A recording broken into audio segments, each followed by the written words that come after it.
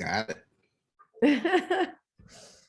Good evening, everybody. Welcome to the UNNC Planning and Zoning Committee meeting for December 1, 2021. It's already December.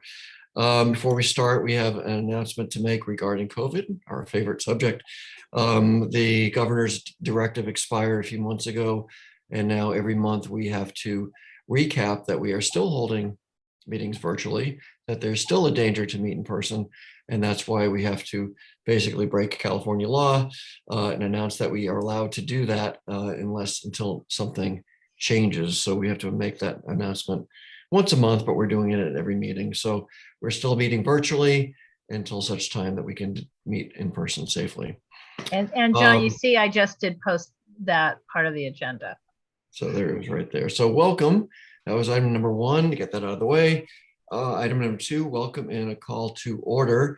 I'm John Arnold. I am the chair of the Planning and Zoning Committee. I'm also a representative for Region 6 Jefferson Park UNNC board member. We usually go around the room, and anyone who wants to introduce themselves can do so. That is me and my co-host for these last several years. It has been. Oh, are you semi-introducing me? My name is Laura Myers. I am the co-chair of the UNNC's Planning and Zoning Committee. I have served on the board on and off forever, and am currently its president. Great. So anyone who wants to, Teresa, you're always good for an introduction. Thank you, John. I'm Teresa Masonette. I'm also on the UNNC board, and I represent the West Adams Avenues. Okay, Armin, you're good for an introduction. I am Armin Ross, and my company is the Ross Group, and I believe we are the second item on your agenda today. We're working with the Watt companies and West Angeles CDC on the Crenshaw Crossing project, along with Metro, LA Metro, and I see they're on the call at the meeting, and the County of Los Angeles. Great. Thank you for having us here. Great, thank you. Donna?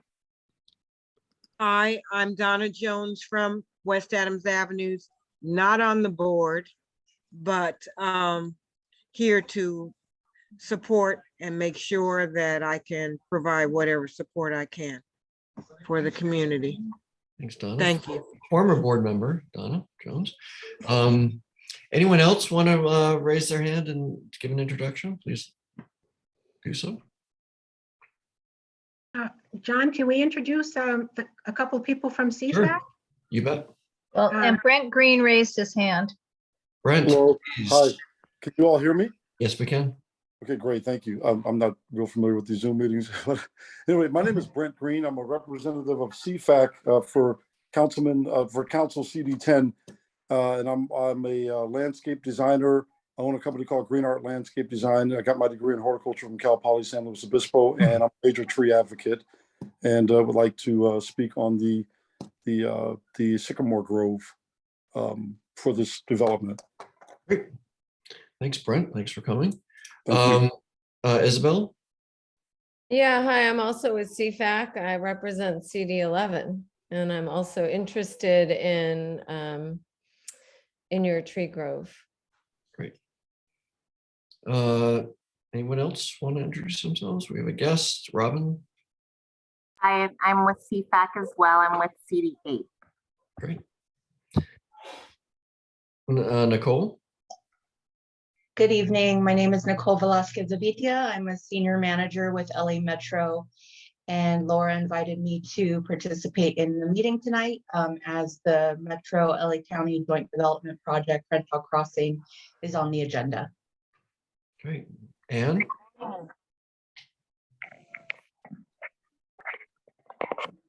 Hi there. Sorry, I had to mute. Anne Rubin. I'm also active with CFAC and on trees, and I'm super interested in the subject because of the trees and because it's a Metro project. And I've always been following Metro a lot because I live in Carthay Circle, which is in the middle of a lot of Metro projects, and also the possible Crenshaw Extension North. and what goes on at these transit hubs and the joint development projects are of great interest to me. Thank you. Ms. Rosie. If you don't want to introduce yourself, that's fine. And we have a guest who was only identified as guest. Well, and Jen just arrived. Hey, Jen. Hi, my name is Rosie Brown. I am a stakeholder and I live in Park.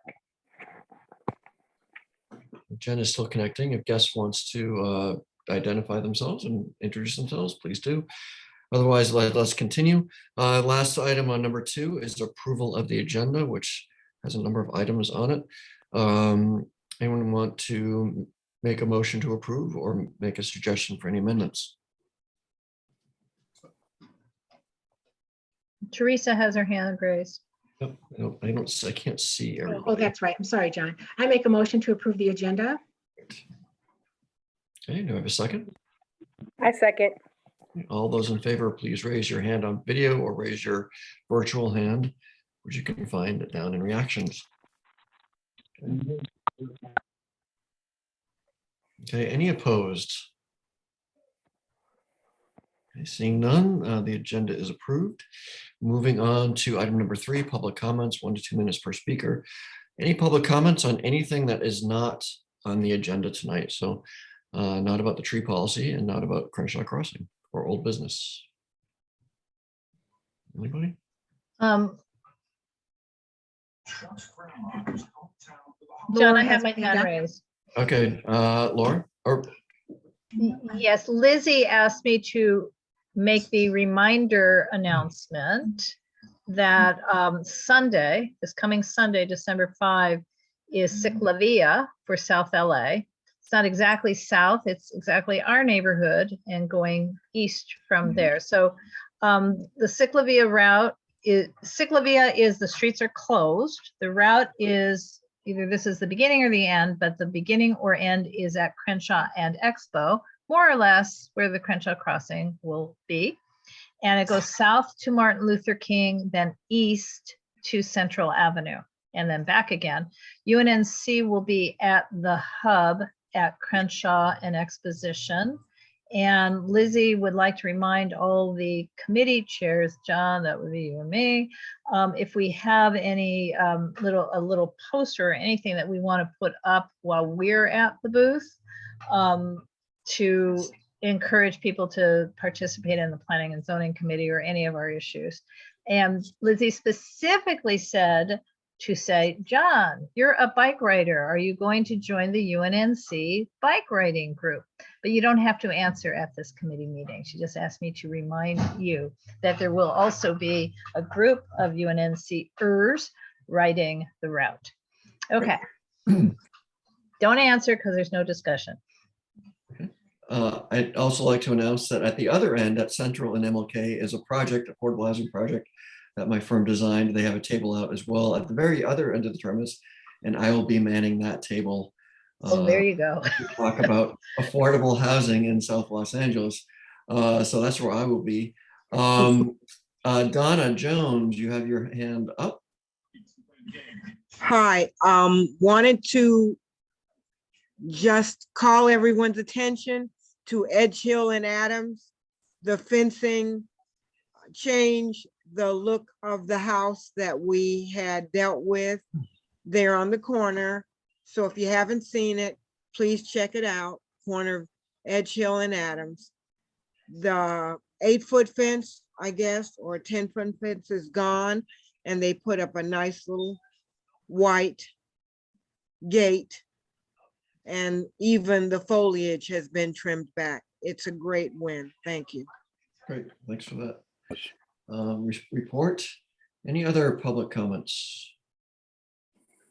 Okay, hearing none, we'll go to item number 4, which is discussion of possible action on a possible UNNC tree policy. And John, is it okay if I stop the share at this point? Yep. Thank you. So this was brought about, we started a conversation about trees, and we do not have a comprehensive tree policy, for example, similar to what we have as a comprehensive Washington boulevard policy, where if a developer comes in, we say, well, thank you for developer, or whoever's proposing a change on Washington Boulevard. This is UNNC's stance on Washington Boulevard about walkability, about how to fill in a block. And that's our official stand on UNNC until such a time we vote on something different. So we realized that we didn't have a tree policy to have a uniform, same policy to present to every developer to say, this is what we expect when you developed in the UNC area for a tree policy. And that might include, we haven't discussed anything, but we talked about some ideas about maintenance covenants, a tree replacement policy if trees are taken out, and what we're expecting for care and planting in real earth. And that's not, we took no action, but we had ideas. And so it is in front of us tonight to further that discussion and take an action if we so choose. From there, what is the pleasure of the committee? Laura? Well, I just have one question of Teresa and the committee. Tomorrow night at the board meeting, we're dealing with what would seemingly be a completely unrelated action item about creating an internship possibilities for some students in poli-sci and social studies at Cal State Dominguez Hills. And it suddenly occurred to me that that's a nice, if any of them are interested in tree canopy or, tree policy, this could be a nice intersection to help with Teresa, to help research. Do other neighborhood councils have tree policies? Do other cities have policies? I mean, where can we go? So I wanted to throw that out.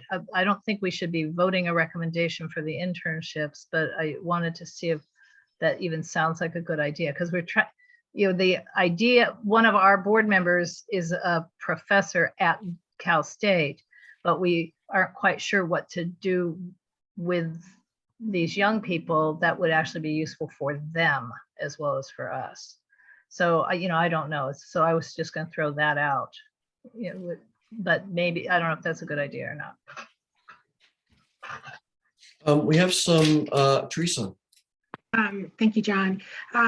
Yes, Laura, that certainly sounds like a good idea. As I mentioned, I have been kind of reviewing Pasadena's tree policy, Santa Monica's tree policy, trying to come up with a draft.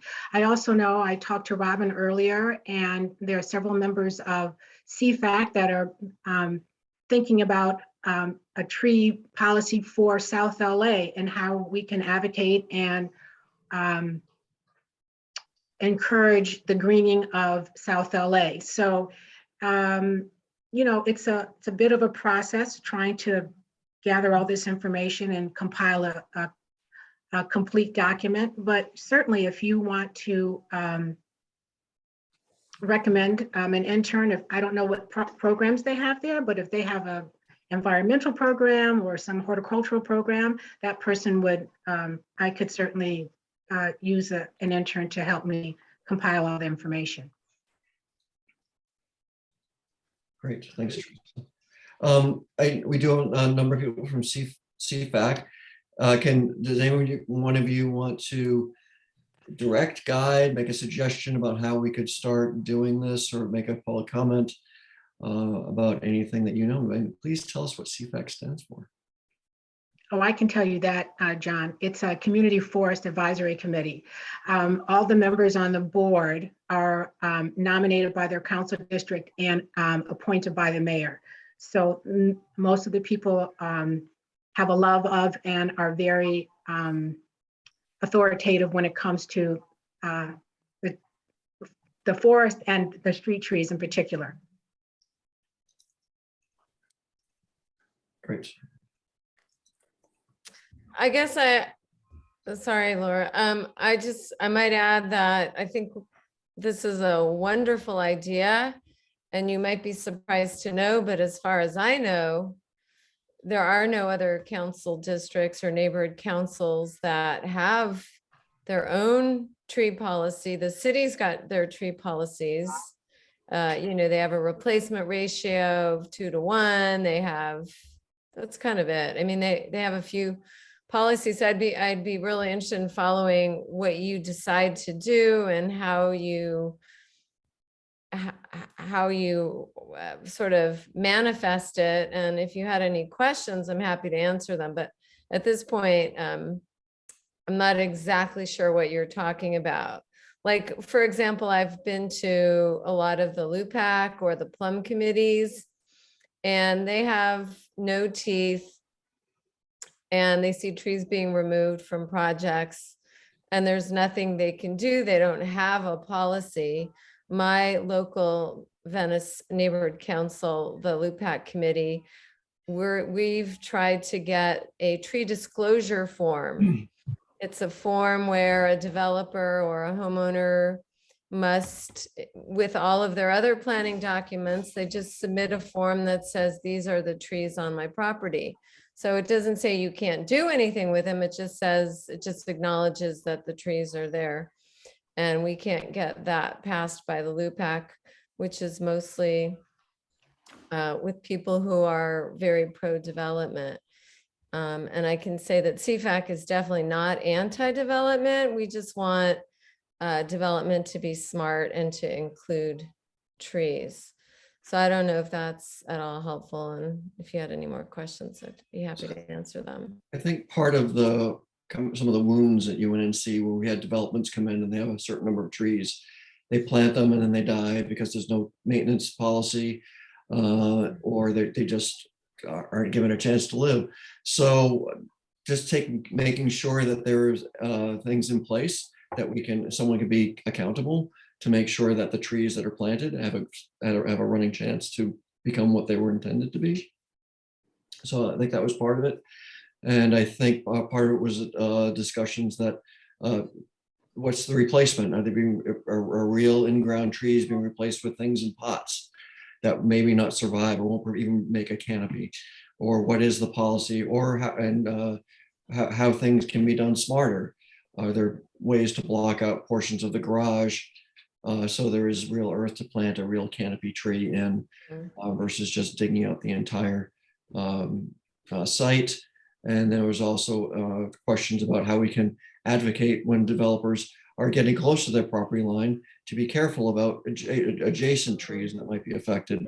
Was an issue that was brought up as well in our past discussions.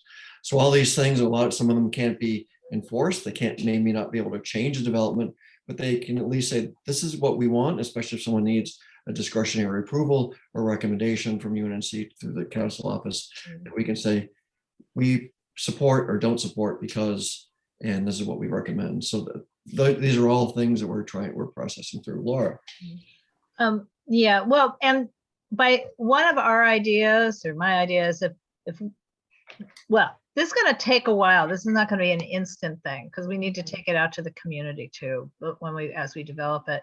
But if we can have a good written policy, then we can give it to somebody in advance of them finalizing their plans. It could be on our website. I mean, in other words, we could be unaware of a development and suddenly called into a public hearing before our board has ever voted on it and say, well, we haven't voted on the project because we didn't know that there was a project because it just suddenly switched perhaps from being approvable to an entitlement. But we can tell you our policy is this and this and this. So that's one thing. Now, today, in today's East Sider, it's not really a newsletter online, there's a report, a little article or a big article, important to us, but it's an analysis from Google's Tree Canopy Lab that trees shade on average 14.37% of the city of LA. I'm sure I'm not telling some of you anything new, but in Boyle Heights, for example, the figure is 6.22%.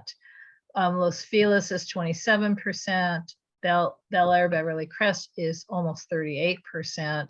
I'm not quite sure what ours is, but Rachel Mallarich told Spectrum News, I'm sort of reading right now, that just 4 census blocks all located in affluent neighborhoods account for nearly 20% of the city's tree canopy. So that's sort of a different kind of policy, but is it? I mean, in other words, if we are bereft of trees, and the reason we're bereft of trees has anything to do with racist zoning policies over the last century, then should we, as our policy, say we want a 3-to-1 or a 4-to-1 replacement, because we're never going to get to equity with other parts of the city if we get a 2-to-1 just like everybody else, because we're starting out so much lower. So these are all the questions. And if the question is, can we enforce it? No, not directly, but if we have a policy that's clear, it's been voted on, it's on our website, we share it with people, it's not a secret, then as time goes on with whoever is our council member, we might be able to enjoy a relationship, with multiple different elected officials or the planning department that says, look, we've worked really hard on this. We want it implemented on these projects, and hopefully we get to yes. As we did on a lot of the design standards we adopted over a similar process, over a 2-year similar process when we adopted a Washington Boulevard proposed specific plan, but a lot of it was design guidelines, and we applied them on most of our commercial corridors successfully by and large, not completely. So that's my thought. And we do want trees to live after they've been planted at developments. That's important. I'm going to share my screen for a second. This is a photograph of what I was talking about earlier. This is a sycamore tree. It's about 6 years old. And what we did is we chunked out the corners of garages are the least valuable because you can't park in them. You have to put something else in them. And I had a fight with this. I'm the architect of this project. I had a fight with the developer to keep that corner of the garage open so we could plant a tree there. So that is a 5 or 6 year old sycamore tree, multi-trunk. It's a California sycamore. That tree is in real earth. That whole corner is real earth. It's probably about 15 by 15, 18 by 18. So that tree has not only a running chance, but that tree will get huge. It will get big, big, big and take up the whole corner. It's very prominent. It's going to shade that whole plaza there. And this is what happens when a tree is done correctly, not in a pot, not in a planter, not with a garage underneath it in 3 feet of soil. So this is something I would say is near and dear to my heart, to make sure that garages, I won't give you my opinion on parking in cars and garages, that are there thoughtfully planned to take advantage, because it's just form work. You just form around it, put some dirt in it, plant a tree. So anyway, that's my pitch on that. Well, there's your first really great policy, is that, in parking garages, CFAC's trying to push no parking garages can't go into the setbacks, because if they go into the setbacks, then you can't put a tree into the ground. But even something as simple as, if you can't park in the corner of a parking garage, then let there be real soil there, not bike storage or something else. So that would be a great policy if you see that kind of density in your community. And this isn't because it's in Santa Monica, and Santa Monica is strict about these things. This was a developer driven, and me part of the development team, developer driven choice to make this a more marketable corner, frankly. There used to be a Starbucks there when it closed during COVID. And there were tables and chairs out underneath it. It's a marketable, lovely thing to have that makes the whole project more valuable and makes it a valuable part of the neighborhood. And this tree is on private property. So it can be a choice. It doesn't have to be a heavy hand of regulation. And so I think it's just smart design and to the benefit of all. I'm going to stop sharing. Any other comments? We're recording this meeting, so we don't really have notes per se, but we're getting ideas. Like another policy idea could be that when developers plant trees, that instead of them being in tree cut, like little tree wells, that they actually be in continuous parkways. Yep. So that you get better trees whose roots commingle, they support each other, they can get bigger, they You can get more trees that way. You get better shade. It's another example. Laura? Yeah, well, I'm intrigued by the idea, but John, you can tell me if it's realistic. That was mentioned about that the parking garages themselves need to honor the setbacks. So that, in other words, how we lost a row of trees on, on a residential development, but there was a row of shared property line trees. So Mhm. they couldn't survive the parking going to the edge because it would cut off their roots, or did cut off their roots. So is it feasible, John, to have that the under the ground follow Absolutely. the setbacks? And it has nothing to do with housing and density. It has everything to do with parking. So reduce parking counts and you can reduce the footprints of garages. No, I don't mean is it feasible architecturally? Do you think it's feasible from a LAMC and general zoning code perspective? The planning codes can do anything they want. They can say setbacks go below earth. I can't think of any city that has it. Santa Monica might, I'm not sure. But I think that's I'm sure it would It's an give me intriguing idea that It's someone an else intriguing started, yes. Teresa. Thank you, John. I just want to say that we can develop the policy any way we want. Just because it hasn't been done before doesn't mean that we can't be the first. And we can have a very stringent tree policy. I mean, developers come in our community, you and Laura both know you've approved many developments in the past, 7 years. And we should be able to tell developers this: if you want to put a development here, you have got to have trees that are going to have a shade canopy, that are going to provide green space for the residents that are going to be in that facility. We just can't just give it over to them. Well, okay, you're a developer, we need housing, so we're just going to surrender. No, you're going to build a development here, then guess what? You're going to provide green space, you're going to have a community garden, you're going to have solar panels. We can make those determinations. And if not, then we can say, I'm sorry, we're not going to approve this. We're not going to support this project. And then we get CD10. And believe me, they want these things too, because our residents, our community is deserving of having these things. They just need somebody to fight for them.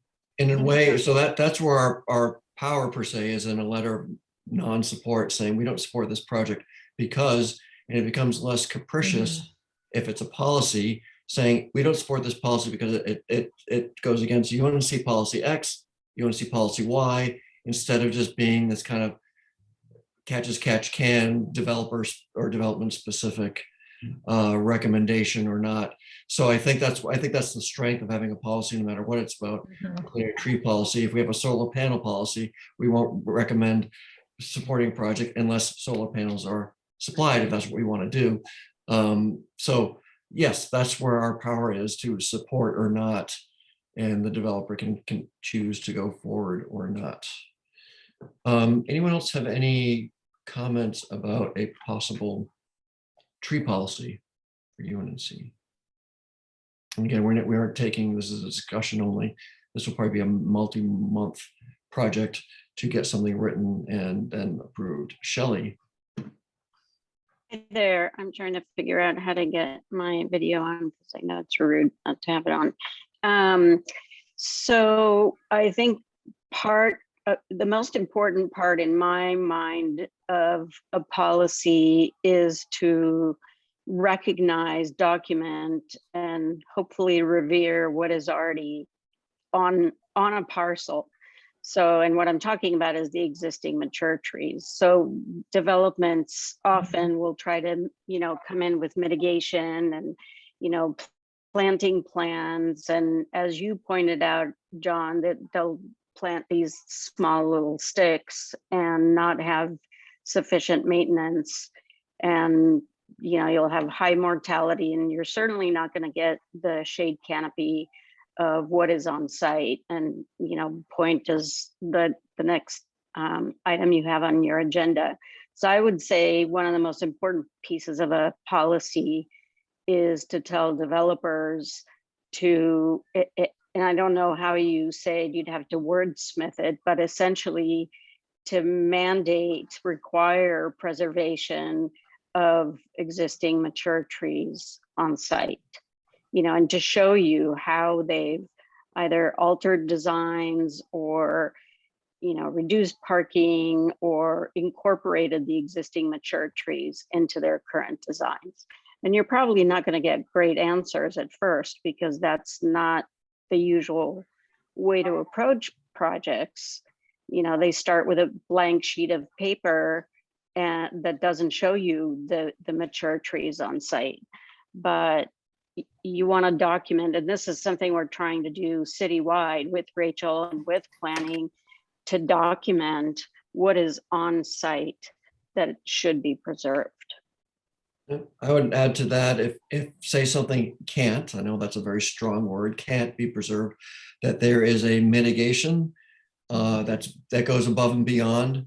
Yes. Whether that's knocking out a portion of the garage, so maybe a tree that needs to be removed can have a new tree can have a running chance to replace that in due time to be equivalent to. So I think having that policy saying, if you're going to be doing X, then you need this mitigation. If you're doing Y, you need this mitigation. And it's not just getting 4-to-1, a tree in a box or a shrub in a box, which sometimes passes for a tree. I know that's a fact. And like Laura suggested, have a higher mitigation ratio. Isabel, you had your hand up. Would you take it back down? Oh, yeah, I was just going to also remind Teresa that when she came to one of our BAT meetings, which is our subcommittee called Building Around Trees, we put together a list of recommendations. You might take a look at that and you might find some good language in there and some good suggestions. And one of the suggestions that you mentioned, Arnold, is in there, which that you shouldn't allow trees in boxes to replace trees in the ground, for example. But there's a whole bunch of recommendations in there that you might find helpful. Okay. Any other comments before we move on to Anne? Hi there. Wonderful conversation. I'm so inspired because it's not like anything I've experienced in my neighborhood council. So one thing I wanted to bring up that maybe you'll have a policy in advance, this idea that saving trees would take away housing. Every time in my experience, that pressure for one more unit of housing trumps everything. And then of course, we're getting that pressure from both state and local levels. So I wonder how you might come up with a policy to deal with that in advance. So I would say that's creativity. That's also saying, what if we gave you more height instead of more height, more trees? Or that's TOC-ish, it's an incentive. But it's also where there's a will, there's a way. I'm a designer of buildings. And I know if there is a political, like the photograph I showed you, we started from the beginning saying this is important and we made it work. And we didn't lose any units on that project. It just moved things around a little bit. So there's always room for 6x6 or 8x8 or 10x10 with just a little creativity. Or deprioritizing other things like parking. Yeah. So John, I guess I'm going to do the moderator thing. We're at 7:38. Let's move on. So this is an ongoing discussion. Again, no action. We do need to move on. I didn't realize I felt like we just started. I love talking about trees. If there's I see no other hands, so we will have further opportunity to discuss this. Let's move on to item number 5, where we have a follow-up on the Crenshaw Crossing, which is at 3630 South Crenshaw Boulevard. Half of which half the project is in our district, half the project is in extra NC. Oh my gosh, what NC is that? Is that well, it's West Adams. West Adams. Sorry about that. Adams. I know my adjacent NCs. So this is a follow-up. This is probably the 4th or 5th presentation. Yeah. But it's recently bubbled up to be a little more frequent in the past month because there are some votes coming up at the city council level. There's been some recommendations of approval at the planning department level. So, Yeah, anyway. John, I threw up my hand to say Yes. that they had, our applicants have a team here. They had provided in writing some answers to the last meeting's questions. Those answers, that document is in the advanced agenda packet, so I don't think we need to share the screen with it, but that's up to Jen and Armin, whoever's presenting us, how you want to handle that. So, yeah, so we have the questions that we put towards the developer to come back and answer them. And we also have this news discussion about trees. Right. That I think is part of that. So Armin, we can hand it over to you. That's okay? That's fine. Thank you so very much, John, and thank you for having us back today. Jen is with me, and I think we have somebody from the architects team, the landscape artist. Is he with us, Jen? Scott Baker with Rome is here. Yep. Okay, great. Then he is with us. Let me, before I turn it over to Jen and Scott, let me say that, again, thank you for having us here tonight. We just wanted to let you know that the other half of the project, which is in the West Adams Neighborhood Council area, we met with them a couple of weeks ago, and they did vote to support the project. They liked it, the way that it has kind of morphed into what it is today. Over what it was, I guess, back in 2018 or 2017 when we started out with this. They liked it very, very much after having opposed it before. They voted to support the project. They really like it as it is. And we're hoping that UNNC will also like this project and officially vote to support it. I'll vote tonight to recommend it to the full body for support tomorrow. And with that, I'm going to turn it over to Jen McLeay from Watt Partners. Jen? Thank you, Armin. And I don't know if you saw me in the chat there, but I got dropped from the audio. So I did not hear your preamble, but I'm happy to answer whatever questions remain before the committee feels they can make a recommendation. And I know, Laura, you had sent us some questions this morning, and we also, if this didn't come across in Armin's comments, we have Nicole Avitia from Metro as well on the line. And I think, Laura, you had reached out to Nicole independently on some questions. So, we can go through the written responses or we can answer questions. I see Teresa has her hand up, so happy to just jump right in. Yeah, well, Jen, I know Teresa has her hand up, but I think not everybody here knows what the questions were from the last time that were to be answered. So I'll just remind that the topics were Quimby fees, the building height, the tree I have report. no problem if Jen wants to go through them. I can let her answer the questions as she remembered them, because if the document was just posted into the Google Docs, I haven't seen it. So Jen, why don't you just answer the questions for us? Thank you. Sure. So the first question was just, we provided a link to the tree report. There was just a request that we provide a link to the tree study that was completed as part of the environmental study. So in the documents that were posted, you'll see a link. There was also a question about the planting palette. We don't have the detail of every single plant yet. We're not at that level of design, but I did include a representative palette in the packet as well that shows some of the plant species that we plan to include in the project. The second question had to do with Quimby fees. And for those of you who aren't familiar with Quimby fees, those are the fees that the city charges to fund on developments to fund parks, new parks and park improvements. And the first question was, how much would this project generate in Quimby fees? There's a schedule that the city provides every year. As of July 1st of this year, the Quimby fee amount was $14,793 per unit.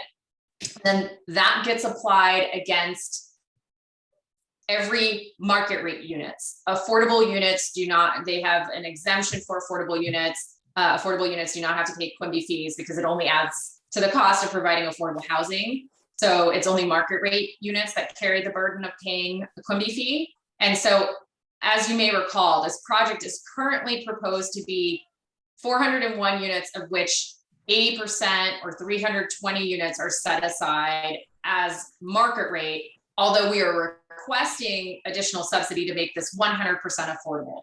If for whatever reason we don't get the subsidy and we have 320 units that end up being market rate, that would generate $4.7 million in park fees.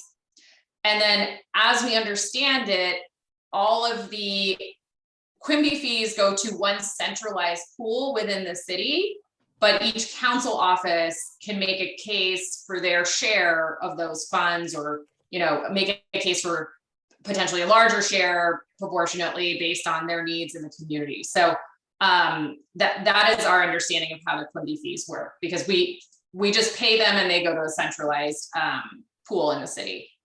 I'll stop there for a question for any questions on Quimby fees. Teresa? Thank you, John. No, my question is not on Quimby fees. I want to go back to the trees.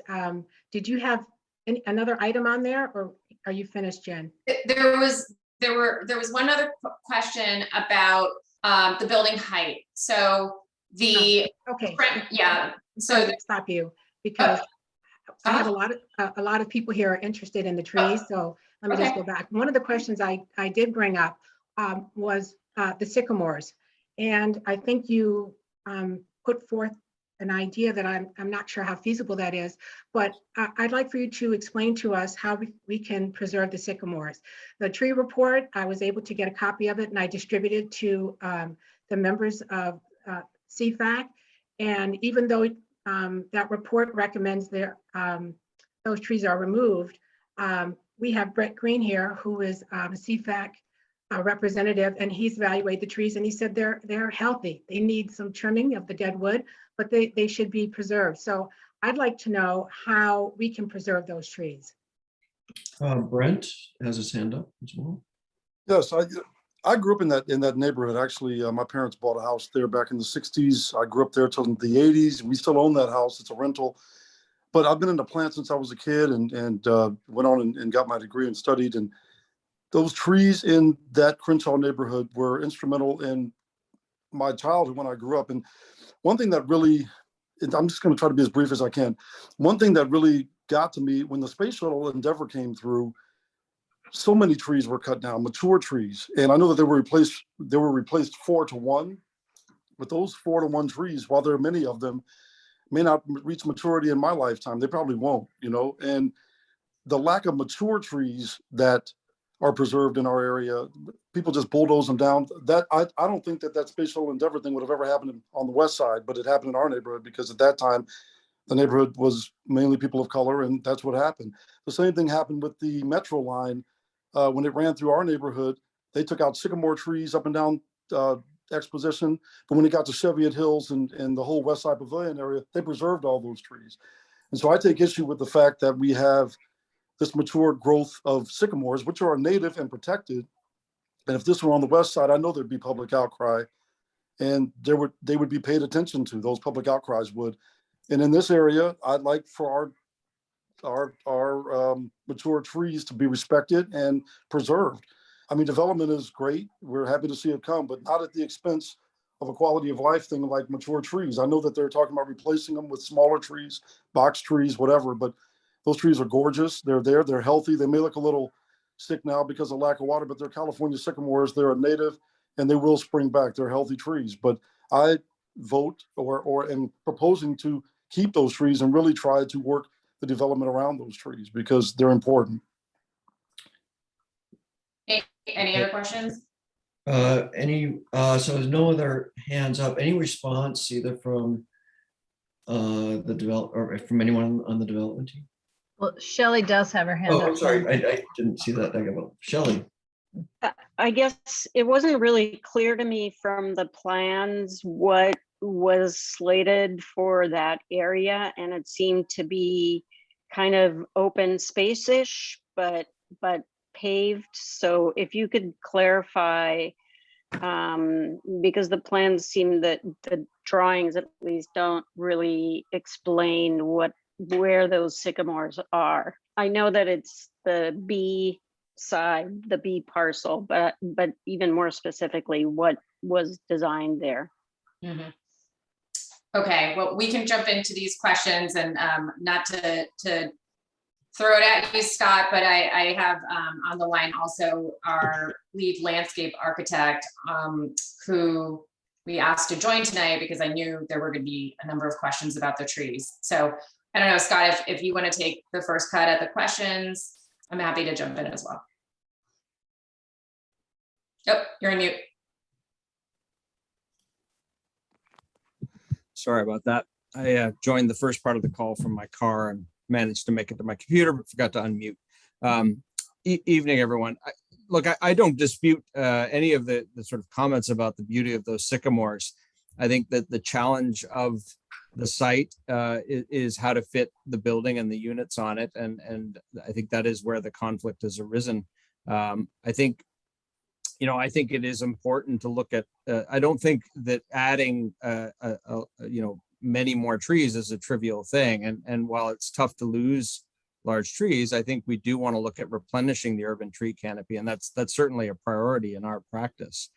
I think the location of those 3 trees, correct me if I'm wrong, Jen, but it coincides with a transformer yard that is something that we couldn't even move really as part of the project. I believe that that's a sort of a pre-existing metro element that we've had to work around as well. So that's part of the conflict there with the site planning that was a challenge we had to endure as well. So, but I think, I don't disagree that the trees are beautiful and the trees are healthy. Certainly, it's an unfortunate kind of combination of forces at work.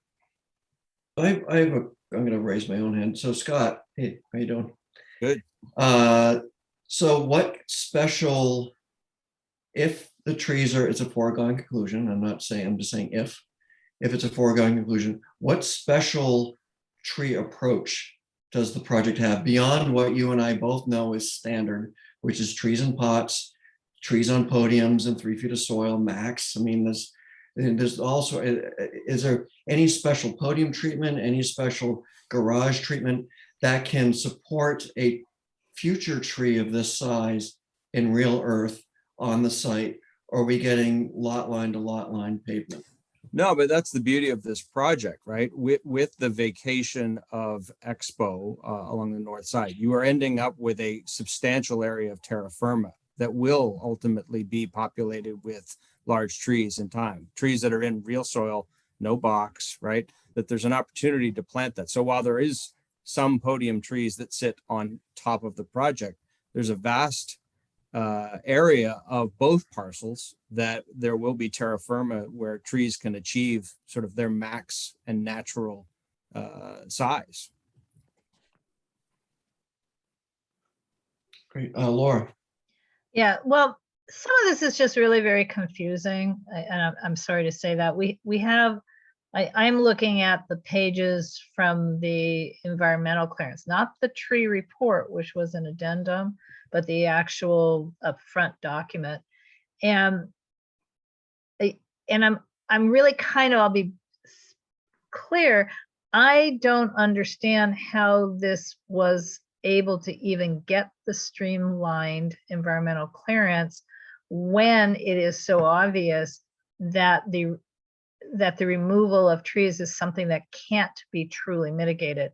So as I'm reading in it, the project site currently contains 44 on-site trees, 41 trees on the west side and 3 trees on the east side, and plus 11 street trees in the public right-of-way. And the project's going to require the removal of 41 on-site trees from the east side, 2 street trees in the right-of-way, and then well, I think this must mean west side. I'm reading, and then 3 protected sycamore trees on the east side. So what I'm not understanding is how therefore you can get the SCEA, which I know the city council already adopted, but it's supposed to only adopt them when there's no unmitigatable impact. So this is a unmitigatable impact, probably. 2, I don't understand what you just said about, well, there's transformer issues, we have to work around it, and that's affecting the trees. well, if there's existing transformers and existing trees, I think you need to explain, since the trees live with the existing transformers now, how that becomes a design issue. And I'm really, really, really unclear where those sycamore trees are on the entire site. I mean, it's been, I haven't gone and driven it, and I haven't taken the plans with me while driving because I haven't even gone to drive. But there's something wrong with what is being said.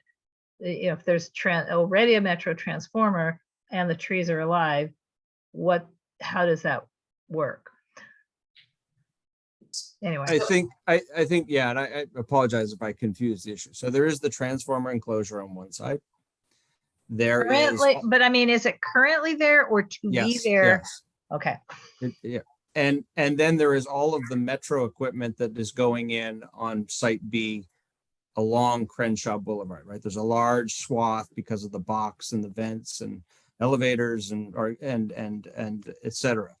So what that does is it then squeezes down ultimately what can actually be built in between. And it gets to the point where, and Jen, I don't want to speak for you as the developer, where you get to a point where there's not enough real estate because of these fixed elements to actually build this project on the site.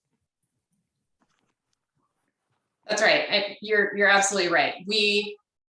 I think we mentioned on the last call that we don't control the full site. So if you're standing there today, you'll very obviously see that there's the portal and Metro infrastructure that we have to build around. And there are also easements and other items, other areas of the site that we can't cover, because particularly around the transformer, DWP has to have access. There's all sorts of infrastructure that we have to build around. So we have to be able to fit our building within certain constraints. And that's unfortunately driving some of the process. Now, John, I was listening to you earlier about, you can work within site constraints, and I'm willing to explore, what can be done, but we've spent a lot of time configuring the building in order to be able to fit all the units and just actually maximize what can be put onto the site in the way of housing, because more than anything, we're trying to provide housing in a desperately needed housing crisis. So we're trying to maximize this project. And you can see here on the right side, if you look on the very far right, if you can see coming up Bronson into that little cul-de-sac, that whole big box there, that's all DWP infrastructure. And then directly on the other side of the building up against Crenshaw, there's all sorts of infrastructure that we have to fit around as well. That's new DWP for your project though, correct? It's for both our projects servicing the Metro station predominantly, and then also all the new development that's happening directly east of us. They're tapping into that as well. So I'm sorry, I'm the one who shared the screen, but where is the Sycamore Grove? Let me, Laura, if you let me share my screen, I have it up more. Okay. Sorry, now Now you don't know how, but no, and I just had it booted off my okay. So this is going to be kind of small, but can you see this? Can you see this kind of the blue dots on the right side? Those are the sycamores, and all the green trees on the purple trees are the trees in right of way. The green dots are like trees that are in the parking lot of that county building that's existing. But the sycamores are the east side. That is the UNNC area, and it's those 4 blue circles. So in other words, the LADWP service area, for lack of a better description, doesn't currently exist. That's where they want to put it, right where the sycamore trees are. Because it couldn't currently exist because the trees are alive. Correct. So the DWP is there. Some of it is there today. They have to expand it for our project and for everything that basically, as part of our project and all the Metro infrastructure that's coming in and all the development to the east, they have to upsize their transformer. So that's in the process of happening. Where the trees are in the image is where our lobby, our residential lobby, and part of the commercial footprint is for the future building. Brent, your hand's been up for a while. You're next. Thank you. I just want to say, I'm really happy to see that, the developers want to develop in Crenshaw. It's beautiful. I mean, I'm 54 years old, and this is the first time I've really seen people this hot about Crenshaw. It's great. Developers are going to gain a lot. Community is going to change. Traffic's going to be horrendous. It already is with the metro. Crenshaw is not going to be recognizable in 10 years with all the development that's happening. Okay, I know this for a fact because I've been following it. And most of the sites on Crenshaw where development is taking place, there are no mature trees. There are street trees, but there are very few mature trees. This site has some mature sycamores that are native and protected at the eastern, it's basically the northeastern area of the site. I don't know why that can't be mitigated into the development and work it out. I mean, I know it takes more and it may cost a little more money, whatever. You're going to stand to gain a lot more financial with the development as it stands if you're going to build it anyway. And I think as a person who's been in the community as long as I have been, I'm a little sensitive when it comes to the lack of care that it's taken, that we haven't gotten in the past. They just mow our trees down, that kind of thing. Nobody really talks about it. They do it and don't even give you an opportunity to organize to stop the development. We now have an opportunity to talk about it.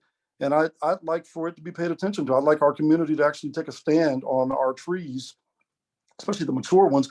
If you want to plant new ones, that's great. We welcome that. Plant away. We want as many as we can get. But the mature ones that are there, especially those sycamores that are at the eastern edge, I know you're going to put power there, but hey, work it out. I mean, if there's a way to work it out, I'd like to see our community really fight for these trees because they're big. It matters. Great, thank you, Brent. I didn't know who was next, Isabel or Teresa, so I'll just go with Isabel. I was just going to say it's increasingly frustrating to hear it yet again, housing versus trees. It's not housing or trees. We just need to move the housing around and move the transformer around so that the trees can stay. The trees shouldn't be the one thing that can go and everything else stays. Look at all that parking that was just sitting there. It's that surface parking. Why not put the transformer there? Anyway, you two or you three, however many of you are from the team, may not be the right ones to have this discussion with. There's always a will, there's always a way. I'm an architect. I know that if you get the designers in the room together and you get DWP and you get Metro in a room, and if the trees really were the highest priority, not just the let's just dump on the trees, I know you could find a way to solve that problem. I agree. Thanks, Isabel. Teresa? Thank you, John. Jen, when you said you're trying to get maximum housing, we can't build housing and not think about the quality of life for the residents. There are 401 units that you're talking about building.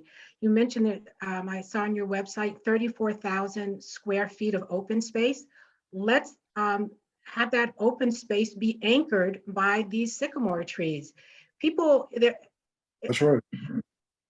Thank you, Brett. 401 residents. I mean, that's how many units. So forget about how many residents are going to be there. 400 people are going to need somewhere to go to connect with nature. That, no matter what, you're not going to be able to plant trees as large as this. So they need to be able to come out, enjoy nature, experience a tree canopy, be able to possibly have a community garden. There are a lot of things that these residents are deserving of to have a higher quality of life. And I can't see why we can't make every effort to save these trees. Yes, we have a transformer box, but just like Isabel said, if there's a will, there's a way. And maybe we need to go back and say, okay, the trees are important. Let's figure out how we can rearrange the designs to make sure we're able to save these trees. Thank you. Thanks, Teresa. Any other questions about this topic or any other topic? Laura? Not saying anything if I don't unmute myself.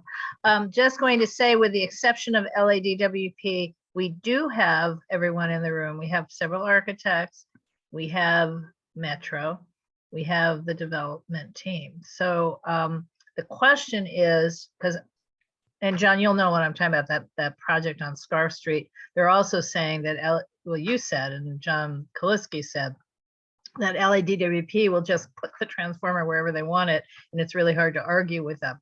How hard is it to argue with them?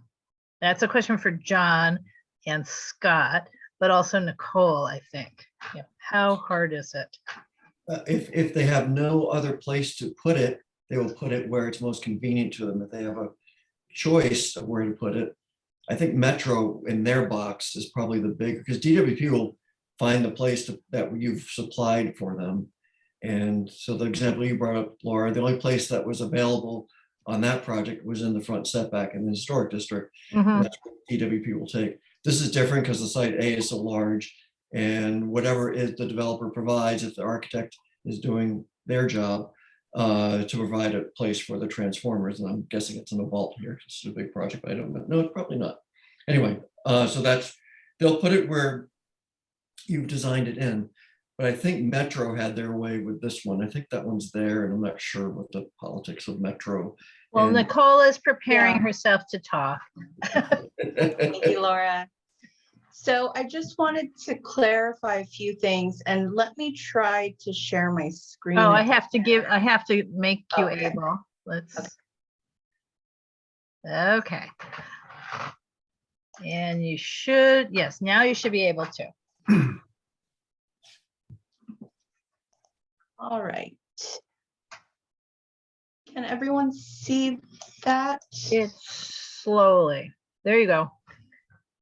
Let me make it a little bit larger. So to clarify a few things, one, the DWP transformer that we've been talking about, it's already there. It exists. It actually powers the Expo line. So it's been there for years. As Jen said, it will have to be expanded to accommodate, to power this project and the development to the east. This gives you a sense of the basic transit infrastructure that is already there on the site and limits sort of the building footprint for this development. But this starts to give you kind of a sense of some of the constraints on the site. In my experience, I do joint development projects all over the city of LA, and we frequently face a lot of resistance we have the same issue with these damn transformers, honestly. They are sort of just plopped wherever is most convenient for DWP. We struggle with the placement of them because we know that it ultimately impacts future joint development for all of our properties adjacent to transit. But that being said, I think this is a topic worth revisiting. The concern about the trees was something I was just made aware of a few hours ago. But now hearing your concerns this evening, I think, it's definitely appropriate for me to follow up with the Crenshaw LAX team, who is the liaison to DWP, and will know the most about sort of the status and the feasibility of trying to relocate this transformer. Again, I mean, the joint development project has been in the works I personally have been working on this for almost 6 years now.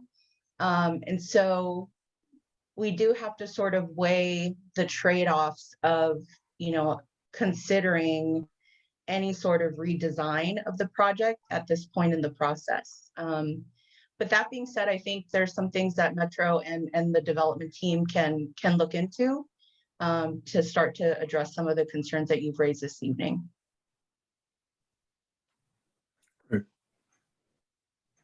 Sorry, Laura? Yeah, so, oops, it would have been good to keep that up, but I will try to remember what I saw.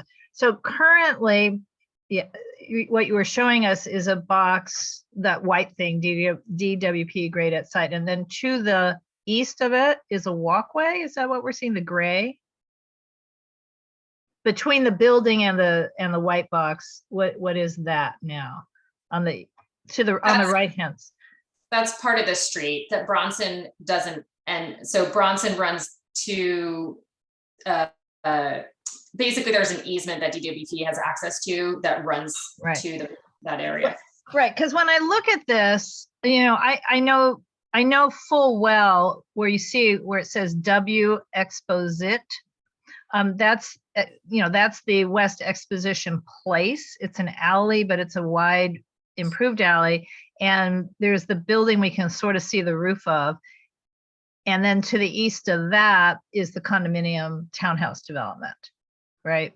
So if those people are ever going to walk out their back door gate and walk down West Exposition Place, the alley, to get to the stations, I don't know why the pathway couldn't be a newly designed path through the footprint of the existing trees and have the expanded DWP transformer site go on the dark gray to its east and to its south. I don't see any reason why that thing has to be expanded west. In other words, the smaller box will be a larger box on your current plan and it expands to the west. But I don't know why it can't expand a little to the east and even a little to the north and a little to the south, because the only pedestrians in that area are the ones on West Exposition Place going to the train. So they could walk through the grove of trees. I mean, I'm making this up because obviously this is not, I can't draw, but I think it's worth a negotiation, even if the negotiation fails, because the key thing in life is if you never ask the question, the answer is no. Yeah, and I just wanted to interject, this is Jen, where I'm not trying to be combative about it. I very much respect your position. And much like Nicole mentioned, I've been on this project since it was awarded to us by Metro in 2018. And this is the first we've heard about the sycamore trees, and we've come to this committee many times. So it's catching us at a time where we're 2 weeks away from our final hearing after a very long process where most of the feedback was about the affordability of the project. Yeah. So, very happy to collectively go to DWP and see what can be done there. But because we're not happy with where the location is. This is a very uncomfortable condition for people to walk through to get from West Exposition to, this plaza that will service, our retail and the access to the Metro E line. So we're not happy with where this is either. So, I don't want to seem like we don't support what you're doing. And I think the conversation you had prior to our item about codifying more of your concerns is really important, because when we started this project, all we have are the guidelines that the city provides. And if they aren't sufficient, or in line with, what the community really wants, it's really helpful to know that you guys are organizing around it. It's just, we're so deep into the process. It's catching us sort of at the tail end here. But as Nicole said, we can still help advocate. So I just wanted to make sure that was clear. I guess what I hear from that is it's incumbent upon us to make these discoveries, and they're mature, protected trees that are slated for removal. I guess it's disappointing that no one on the development team saw that and raised a question ever. And that's, I guess, disappointing is the word I have. Shelley. My comment is similar to yours, John. I mean, the city does have a protected tree ordinance that has been in place for many, many years. And yet, looking at the plans, I couldn't even see where they were. Mm-hmm. They weren't shown on any of the drawings. And we had to dig deep to even figure out what is happening there or where they are. So those are, I'm not pointing the finger at you. There are some systemic policy issues throughout the whole city where there isn't enough recognition of the value of mature trees, that you cannot mitigate. I say that in air quotes, because you're not going to get those, those sycamores might have been there for 50, 70, maybe more years. You're not going to get that with even a 4-to-1 or even a 10-to-1. And there is a reason why sycamores, oaks, they're called, sorry, the word just escaped me, even though it was on the tip of my tongue, but they're not landmark species, but Isabel helped me. They're keystone species. They're critical to the ecosystem in the Southern California region. I don't know if you know this, but we are one of 36 global biodiversity hotspots. And those species are critical for habitat, for food, and that's talking about environment, but they're also critical to our health, for clean air, for shade, for cooling. And so you know, while I recognize that you guys have been working on this project for many years, and we see this all the time, it's taken, you know, very committed citizens to bring this to CFAC, because we can't be all over the city looking at every single project to say, well, wait a minute, where are those protected species on these plans? Why aren't they shown? Why is the design not going around them and really protecting them? So I would just say that I would really, really appreciate anything and everything that you can do to elevate this important issue. And you know, and it's not about whose fault it is, whether it's DWP or Metro, it doesn't matter. But at this point, please listen to this community and, you know, help them preserve what is rightfully theirs. Great, thanks, Shelley. Donna? I'm not an expert. I'm not an architect. I'm not any of those things, but I am accustomed to the idea that a lot of times in this community, a lot of things like this flip because no one thinks we care. That's right. Or that it can be done if you're careful and quiet. But old growth, sycamore trees, hey, common sense. We're just not doing that anymore. A lot of things were torn down. We're just not doing it anymore. So yeah, it needs to be fixed because we're not going to sit back and let that type of thing continue. It's gone on too long. Thanks, Donna. Laura? Yeah, I just have a question for the architects again. Is it always true that the DWP transformer sites are above ground?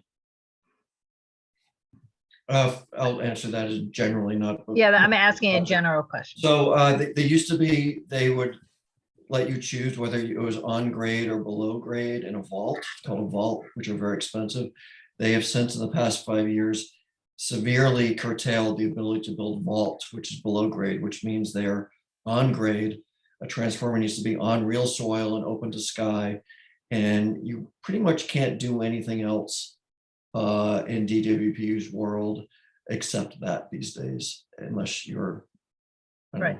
Metro or something. And the other question I have is it typical or not typical? Because it sounds like they're expanding this in part to service the properties to the east. Is that normal? I mean, it depends on where their feed is. If they have a major feed coming into that point, that might sway where they are. But you know, this project is big, but it's not ginormous. That there's probably lots of electricity around, so I can't speak to that. It might be convenience, it might be directive, but it's hard to say. DWP is a fiefdom that no one. Yeah, but what I mean is, if it wouldn't have to be quite as large if it wasn't servicing anybody except this development. I mean, in other words, there's so many questions to ask. Yeah. That that can't be answered without LADWP being in the room, clearly. It's all speculative from this group. Yes, someone with experience is all speculative. Scott. Well, I just want to go back. A couple of things were said, and John, to address your comment, I think it's a gross misrepresentation that the trees were never considered, and that was very much part of our early site analysis. And look, I'm an advocate for trees, and we make a big deal of urban tree canopy. And I think when we look at a site as a whole, we have to look at all the factors and how to maximize the units, how to create a great place, a great project. And I think when we looked at those 3 trees, I mean, if you read the report, they all show signs of the borer insect, right? They are not ideal specimens, and they are living in a very constrained situation. So when you stop to look at it and evaluate the site and say, well, is there something else we can do? To your earlier point, John, can we create a big public open space along the north side of both blocks? Can we double the trees on these 2 parcels from what's there now? Can we put trees in terra firma and achieve something greater than in time? It's not immediate, but I think there is a strategy about looking at the evolution of the urban tree canopy and the idea of renewal. And that is very much part of the strategy here, to bring urban nature back into this community, to add more trees. So we believe in quality of life. And I want to just, the removal of these 3 trees is a choice. And I don't want it to sort of be taken as there is no quality of life and there is no focus on quality of life, because the underpinnings of this project are about putting back more than double the trees that were there to begin with.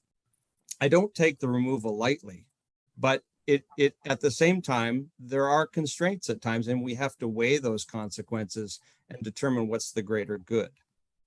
I think it's also important to note that this happens in every neighborhood. I live in Westchester, and the space shuttle took out many, many trees as it moved along Sepulveda as well. It happened, and it's really troubling. We look to try to put as many trees into each project. That doesn't mean we don't remove some in the process, but it's weighed very, very seriously when we do those things. And can we achieve a greater good on the other side? All right, thanks, Scott. Brent? God, I know that it's interesting. You lived in Westchester. I know that they took out a lot of those trees up and down Sepulveda to do that whole re-landscape, and they put in all new trees. And so that was probably scheduled anyway, whatever. I'm not going to get into all that. I just know that the Crenshaw corridor has been slighted through the years, and mature trees have been taken out. I mean, I can't remember exactly how many hundreds were taken out for the space shuttle, but they were massive trees. And 4 to 1 may be great, and that's nice, but in our lifetime, we're not going to even see that come back. And the way I look at it is this, and I'm a person into landscaping as well, as obviously. Those trees are located at the very far northeast corner of your site. I'm sure that there's a way to mitigate keeping those trees. They're not smack in the middle where you're going to build your building and all of that. I mean, at the end of the day, somebody should work it out. It can be worked out if you want to work it out. And the trees are not irreparable. I think if you can make a pledge to keep them and, make the watering system that you are going to install for that green space and, do some tree pruning, you can save those trees. Those trees are salvageable. And, I know that it just seems like 3 little trees, but there's a lot with this. There's the ecosystem, the environment, there's all the fact that they're native to begin with is what I lead with. And so that's what I've got to say about that.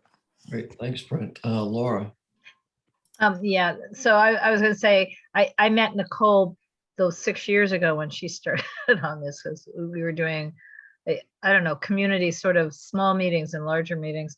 To be fair to us, meaning community members, the whole focus all of these years has been on what kind of community spaces, how many apartments, the affordability. I mean, all this stuff, how do we present this project to help not impact the character of the adjacent neighborhoods and so on and so forth. The trees issue was not brought to our attention until the last meeting. And so I apologize that I never read the environmental documents, but because I just didn't. I mean, there were 2 separate processes going on. One was moving this project, the development project, forward through a public hearing on July 7th. And then as we're going now toward the Planning Commission later this month. The environmental process was bifurcated off of this, as you know, and went, I think, straight to city council. And those documents are what I and a couple of other people just read in the last, within the last month. And it's like, oh, whoa, look at all those trees that are being removed, and look at all those many more trees being replaced. I mean, we haven't talked about how many more trees are being planted, and I can't figure out where you're possibly going to put all the trees that you're planting. But we did not know. I mean, why we didn't know? I didn't know because I never read the environmental documents, because that's where the tree reports are sitting. I was reading the documents related to the public hearing, the case that we are processing. So I apologize. Usually I'm more on top of things, but I didn't bring it to anyone's attention because I didn't know. That's it. Thanks, Laura. Teresa? Thank you, John. First, to Jen, I heard what you were saying, and I appreciate your comments. And to Nicole, thank you very much for taking into consideration the trees and moving some things around. To Scott, let me just tell you, I'm looking at the inventory, the tree report, and those trees are rated B, and B-. So yes, they may be infected with an insect, but they're a native tree. They will be fine. They're very tall. There's nothing you can do, no matter how many trees you give us, no matter how many native trees you give us, there's nothing you can do to replace those trees. You can't give us a 60-foot tree. You can't give us a 70-foot beautiful coastline oak. There's nothing you can do to replace those trees. So I really want the committee to advocate and recommend that you guys go back and try to do whatever you need to do to work to save these trees. Thank you. I want to make a comment.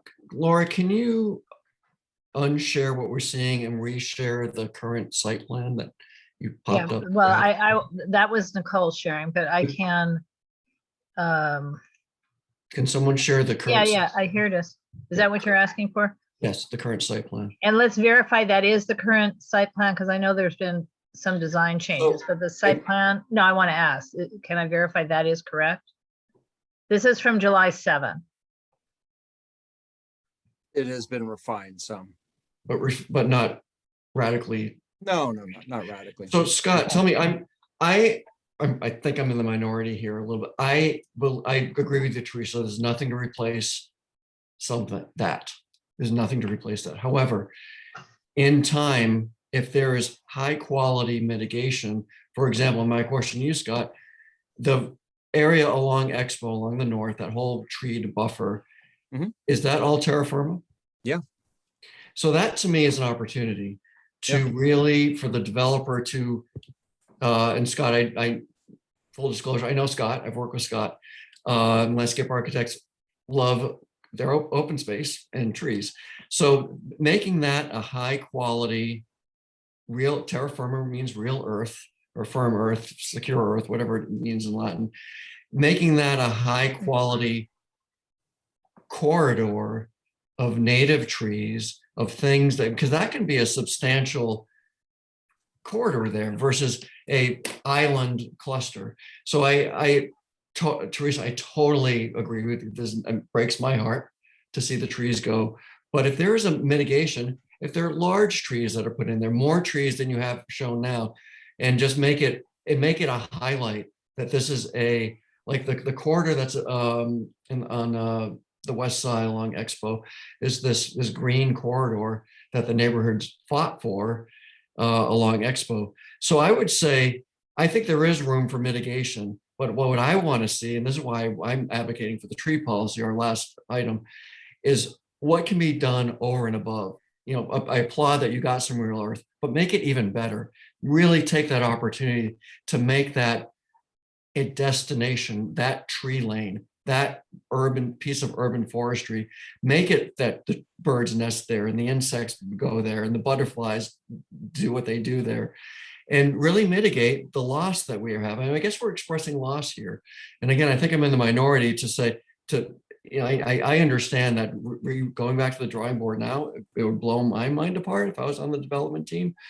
And, but again, And I wasn't level, I was responding earlier, Scott, when I think Jen said, you know, this was a surprise, and that was my disappointment. It's like, it should have been a surprise.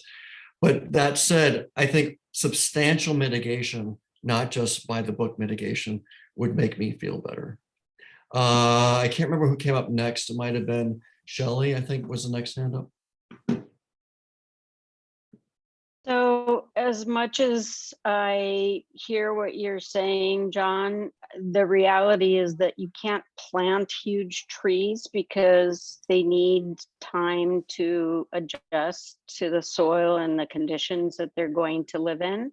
And so, you know, I don't know, I was asking in the chat if there is already a landscape plan that shows the species, the width of that parkway, because it's, you know, it sounds really nice to say mitigate above and beyond, but you know, these trees take decades to grow. And if you're going to start with native species, you actually have to start fairly small so that they can adjust to the conditions. So while it is a nice rosy picture, I think the reality is very different. And we've seen that lack of irrigation, lack of long-term maintenance, you know, beyond the 3 years that is typically budgeted for, there's a high mortality rate. So, and I don't see why both can't be done. I was looking at the aerial, the Google Maps aerial, and those are really substantial trees. So it would be a huge loss. Yep. Thanks, Shelley. I think the next up was Robin. Hi. I guess for me, Scott, I appreciate you being as candid as you are and to say that at some point a choice was made. For me, that's something that resonates. And I believe that that's really at the end of the day what we're dealing with. And I appreciate Jen and Nicole, you know, being candid and saying that this is something that's become apparent to you more recently. And it sounds like there's opportunity to revisit this portion of the design and its elements. I can't wrap my head around in 2021 that we're making choices that have adverse effects on communities which are already suffering from disproportionate environmental impacts. And so to remove these mature trees because it was a choice, rather than reviewing a slate of choices and bringing that to community and allowing community to choose between the types of canopy coverage and green space that they like to see, I think is a misstep. And I think that it sounds like you have support for this project. It's just that folks want to see the inclusion and consideration of these mature sycamore trees. And I totally am rallying behind this idea of enhancements. I think that there should absolutely be enhancements at other portions of the project site. But it seems like this idea that there was a choice and other elements that might have been reconsidered that would allow for these trees to remain, I think that's something we really need to go back and revisit, because at the end of the day, you want community support. Community absolutely needs housing, but we're also facing climate change realities. And I don't think you can privilege one crisis over another. And I don't think it's appropriate or acceptable in 2021 to be making decisions based on choices the community wasn't actively involved in making, that have these really large scale impacts on a cumulative level, as well as on an individual project site level. So Jen and Nicole, I would love for there to be an opportunity to see what other alternative designs or considerations could be made to accommodate those trees. That would be my suggestion. Great, thanks, Robin. Next, Donna. When you say choice, Robin, choices were made way back when the 10 freeway was supposed to go down Wilshire. And some way it ended up the street from me. So choices are made often without us putting a hand in it. Crenshaw has changed a lot. There was a lot more put into the appearance of the community. We've lost trees along the time and nothing was put back. And just the idea of putting in little tiny trees that they have done and left them to die. But the idea of losing these trees may sound like, hey, it's not a big deal. We'll give you some more. That doesn't work anymore. And I'm just appalled, like you said, 2021, no, it doesn't work anymore. Great, thanks, We Donna. have to keep our eyes open. Yep. Thanks, Donna. Brent. Just my final comment, I think, if you really want to score some points, developers, with this community, why don't you name that grove something really cool and do your landscape around it and dedicate it to the neighborhood? Because that shows that you care. That's what I think. Great, thank you, Brent. Any other comments about this topic or anything else for the developer or the development? Yeah, John, I cannot raise my hand at the All right. moment because of the share screen. But my question is, I don't know, can you guys see when I do this little circle? Yes, we can. Where is this box here? Is that the new transformer and the old grove? Is that what it is? The old grove is currently right at the tail end of that L building. So it's kind of right in there, maybe a little bit more to the left. Right, a little bit, Within the building, right or about, it's kind of right on the line there. That's what I thought. Right That's here, what my right there. sense of space is saying. Right, and yeah, but what is this? It's right near the door. Sorry, Yeah. I went over there this week. That building on the right, I'm not sure what it is, but there's Somebody that front- else. Yeah. Oh, sorry, I didn't mean to interrupt, but there's that front door right there. I don't know, it's an office building or something. So just the grove is just to the left and under the box. It really is around this curve area. I saw the cars that were parked. Sorry, I'm using my cursor. No one can see it, but it's right at that curve there. Where is it? Where I'm now doing Yes. it? Yeah, I think So that's they're pretty not. good, Laura. They're not here. They're here. I have a plan that overlays them. If you'll indulge me, I can show that Sure. a tree plan. Right, but that means that's fine. I need to make you, Scott, a host. So hang on a sec. And there you go. Right. Are you able to see my screen? Yes. Colorful dots. Okay. Ew. So those are the three. This is the expanded equipment enclosure. This is kind of the east end of the residential units at that point. And just so there are those the three sycamores we're speaking of. And just as a point of clarification of this diagram, just lots of colored trees. The blue are the proposed on-site trees. The pink are existing street trees over on this side here. The purple are the trees that Metro is providing as part of their work along Crenshaw itself. And then green is new street trees that the project is adding, that the development team is adding. And John, just to your point, that this whole zone here is that sort of terra firma zone on site B, which we do envision as being populated with trees and terra firma. The idea is for that to be very much a shaded, sort of meandering public space. And then similarly doing something over on the A side as well. Thanks, Scott. This is the first time we've seen any of this also, just to be Yeah, fair. and certainly, and this is actually a diagram because there was, you know, not only in this discussion, but sort of just even within the team, really trying to parse out what are the ads, where, you know, the two street trees that are being removed through construction, and then the four that are being added back on site A, for example. We wanted to try to map all this out and try to parse through that so that it was quote unquote clear about what was happening.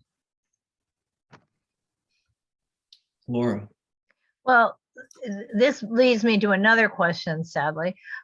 So sycamores aside, in the little Bronson cul-de-sac, there's this big expanse where there's no trees on this. Here, Yeah, exactly. And how come? DWP access. Well, why don't we just tell them to move their, excuse me, their thing to right there, so they don't need to drive across things with access because they have access on from the street itself immediately? Or am I just being too narrow-minded and narcissistic and selfish? You're not saying anything that frankly everybody on the design team and John, I know in his work, and we've worked on some things like these are common things where we all just go, why can't this move? It's a common thing. DWP, Edison, they're formidable foes that we don't often get a clean solution that we all feel good about. And this is again one of those, it's tough. Okay, so I'm still unmuted. Of the 3 trees, one of the 3 sycamores, it looks like one is not within the building footprint, although obviously there's construction that would probably harm its roots. And the other 2 are within the building footprint. Am I understanding this correctly? Yes. Yeah. So we have 20 minutes left, Yeah. and we have to summarize, and if it's the pleasure of the committee, to make a recommendation to the governing board for tomorrow. Right. And let's be clear, for tomorrow, we have a total of something like 45 minutes for the whole planning and zoning section of the meeting, but we have 4 items. This is only one of them. So we can't have this level of discussion again tomorrow. So we don't have to do anything we don't want to do. Well, okay, let me just say it a different way. I don't want to be yelled at by some of our fellow board members for not knowing how to do an agenda. So if the board wants to have this discussion again tomorrow night and does a motion to do so, you will say, but Laura did point out the night before what our constraints are, but we think this is important, which is fine. So we had to think about a motion. So what I've just to summarize what we've heard from last meetings, Jen is right. At past meetings, we have supported the project and its configuration, it's the new affordability, which came before us about a month ago. So I'm going to summarize that we haven't had, and I haven't heard anything tonight. And I want to reiterate this to the developers and everyone here. I have not heard one word that says this development shouldn't happen. I've heard just the opposite. And so I as that is starting off point, I haven't heard any wild-eyed NIMBYism here. What I've heard was loss, sadness, disbelief, historical WTF in 2021. So as that is a jumping off point, that's what I've heard, and that was a summary. That was of course, has some subjectivity of how I summarized it back. So I'm feeling just the history of this committee that we're for the project, but this thing is not sitting with us. So Teresa. Thank you, John. The other thing you've heard tonight is advocacy. So Thank you. I would say we're for the project with the caveat that the preservation of the sycamores or the sycamores remain. And not only do they remain, but they are protected and nourished, with the drip line or whatever they need so they can survive. I think that's what I know. I understand what you're saying. And I heard Scott about the quality, the health of the trees. But what you've heard tonight is that the community, and you have several people on here who've lived and who've watched a lot of inequity happen in this community. And then also the experts from CFAC who are talking about the importance of keeping these trees. So I want us to move forward. I know I came into this late. Let me just say that to Jen and to Nicole. I'm a new board member. So I just came into, I know you guys have been working on this since 2018. I get it, a lot of hard work. But this is something that is incredibly important. So I say you guys we will support this project with the caveat that the sycamores remain and are preserved. Great. Any other comments? I see, I just saw a hand flash by. Jasmine. Yeah, I guess I just wanted to elevate the piece that you mentioned, John, about, in the past that we have talked about the affordable housing piece. And so I just want to elevate that as far as like whatever motion we propose or, letter of support to include, the affordability. When I joined the council, I guess coming up on a year ago now, that was the topic of discussion, and I feel like they have followed through trying to increase affordability, but really just reiterating that we really want to see that higher level of affordability for the project. Great, thank you, Jasmine. Any other comments? And thank you, Teresa, I agree. I did hear beyond the negative words I use, there was a positiveness about the advocacy for this positive element of the neighborhood, and that it's incumbent upon all developers to hear that. So thanks for correcting me on that. Laura. Yeah, I just want two things. One is we do need to advocate for this. We do need to make a recommendation to the governing board to advocate for it, because we're just recommending to the governing board. But I don't personally want to have a motion that we would oppose the entire project if they can't accomplish. I mean, I will say what Jasmine just said. They have listened to us in the past. They have not just us, UNNC, but the community regarding the affordable component, and they're making a more than sincere effort. I mean, in other words, applying for programs to make this potentially even a 100% affordable project. And we do now understand that the choices are 20% or 100%, if I'm not mistaken. Can't be a 50%, based on federal rules and all the rules for funding. So I really would like there to be a full, deep, honest to God, real exploration with both LADWP and the designers, because again, what I'm seeing on what Scott shared is the building would also have to be, that little edge, redesigned. But I'd like you to try it. So I don't know that I want to say we don't support it 100%. We don't support it unless they do this, because DWP may not be a budgeable, may not move. So that's just my general thought. I see a lot of hands raised. Yeah, I just want to say, and this is not to say diminish the project, don't have fewer units, it's to reconfigure it. And as I say to my staff all the time, at this point, it's only paper. Teresa. Good point, John. But I disagree with you, Laura. I recommend that we oppose it unless they are able to save the sycamores. And as you know, everybody at this meeting, our committee meetings, everybody at the meeting has a right to vote. So I'm hoping we can come to some consensus on this. But if not, I'm going to ask for a roll call, to vote on it. I mean, I don't even know.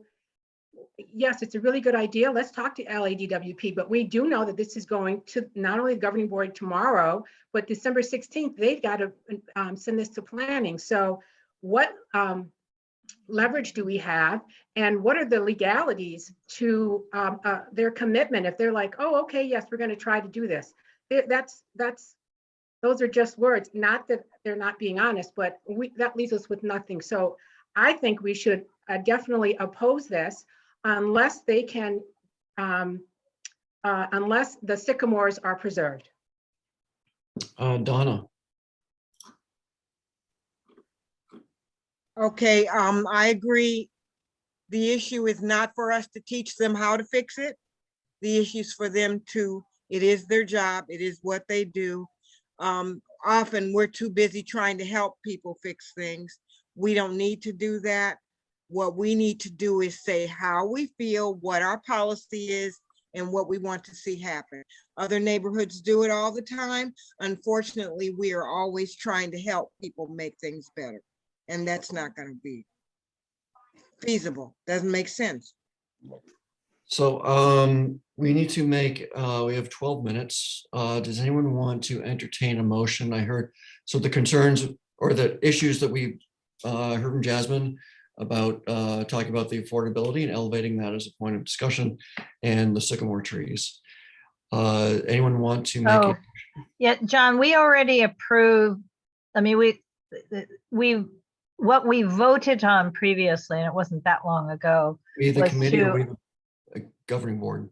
at governing board, we approved 401 units, 20% affordable, project density and intensity. I mean, we approved the that part of the concept. You're right. So, but that doesn't mean we can't say comma, however, right? I'm being more animated than you can see because my video's off, sorry. But we can now do a however, ... And the other thing about the language, which we can fix tomorrow night, but it does have to be a resolution and community impact statement. But we can fix that for tomorrow night anyway. Because we're going to planning commission, so in order for UNNC to speak at the planning commission, we have to have by tomorrow night governing board passed a resolution / CIS. Any other, anyone wish to propose a motion that we can then discuss for a few minutes? I'm not quite sure how to do this, John, so I'll just throw this out. The Planning and Zoning Committee approves the moving forward with the Crenshaw Crossing project with the caveat that the sycamore trees are preserved and protected during construction, or preserved and protected. During construction and forever after? Okay, yes, sure. I mean, conserve during construction. Well, I took back the construction, but yes. Yeah. That sounds better, I guess. I'd like to add to any motion, Teresa, that Jasmine's point, that we support wholeheartedly the change since the last time we voted of the increased affordability. Yes, I agree. And I could maybe ask Jen this. I heard Armand earlier say that the West Adams Neighborhood Council approved, but I reviewed their minutes and it said it only approved if you were giving, it was 100% affordable. Is that correct? That's correct. Sure. So Correct. just for the record, what we have committed to is to make it a condition of approval for this project that, subject to our getting the subsidy, we will make this 100% affordable. And so to hold us to that, their approval echoed that. Okay, so that's something that we could, a qualification we could have too, that having the protection or preservation of the sycamore trees is contingent on our approval of this project. Okay, so see what I just posted into the chat. Does that reflect what we just discussed? Please. We can't see anything in the chat right now. Oh, in the chat. Oh, Chat, not the screen, the chat. chat. And I'm asking John and Teresa and Jasmine in particular. Planning and zoning, I know that should be committee, but it's really recommends. Moving forward with the Crenshaw Crossing. Oh, I'm losing it. Now I'm having trouble in my own computer. Crenshaw Crossing project, and we support wholeheartedly the effort to make the project 100% affordable with the caveat that the Sycamore Grove be protected during construction and preserved as part of the project. Does that reflect what you intended? The combination of views? Teresa? Yes, I believe so. This is your motion, Teresa. Oh, thank you, John. Yes, I believe so, Laura. Thank you. John, I know that, I just want to make sure I understand this correctly. So this is what we would agree to in the planning and zoning. Then it would go to the board, and then yes, the board would vote on it. But this is something that would, if approved by the board, would also be attached to the planning committee so that they would see, oh, neighborhood council, if by chance I'm sorry, Scott, but if by chance Scott tries to finagle it and, can't get anything done and wants to remove these trees, that they would see that the UNNC only agrees to this with the preservation of the sycamores. Is that correct? Correct. How this might play out is that when it gets to this planning commission, if someone chooses to read what UNNC wrote or CD10 wishes to elevate that to a discussion, not sure who we have as an advocate to do that for us at this time, that it would gain someone's attention and they might bring it up as well, or they might ask for more mitigation or whatever it is. The best we can do is to bring something that we believe in to their attention.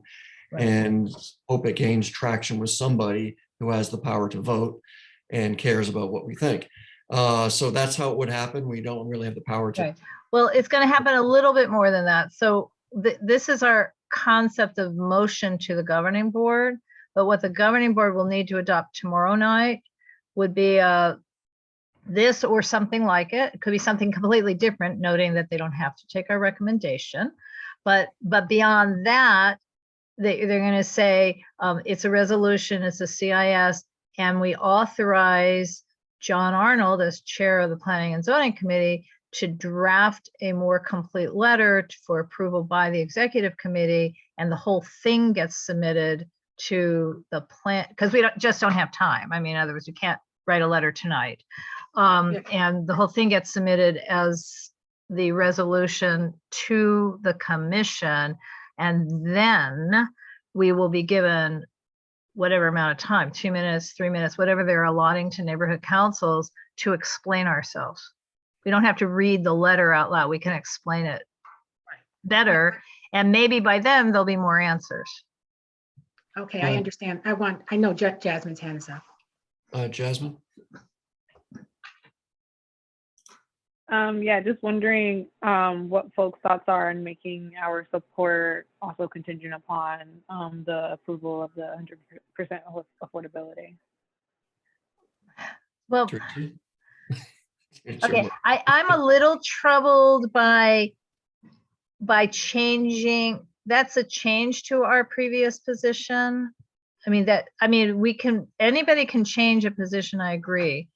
But I'm a little bit troubled where we had encouraged and achieved more affordability than would have otherwise been required, meaning the 20%, with a commitment to get the financing to make it 100%, but they can't do it if that financing doesn't come through. That's the issue.